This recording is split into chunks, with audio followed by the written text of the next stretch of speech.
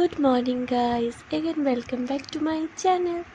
তো আজকে আমি রান্না দিয়েই ভিডিওটা শুরু করলাম।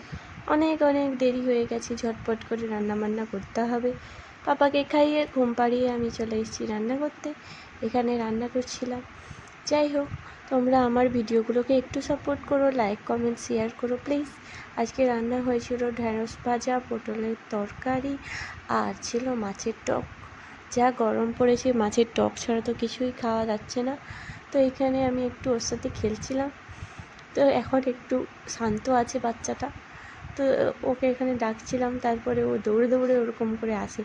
পড়েছিল এখানে পাপার টুপি, সেটাই পরে একটু রেলা দিচ্ছিল।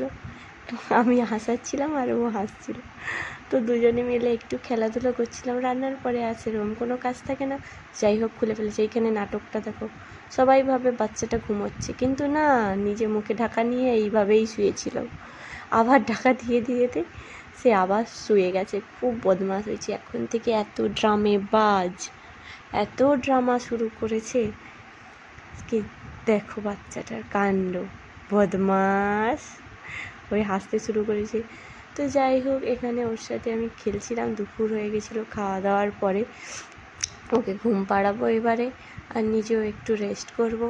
ও তো তোমরা ভিডিওটা দেখতে থাকো। সন্ধ্যাবেলাতে আমি বানিয়েছিলাম চিকেন রোল।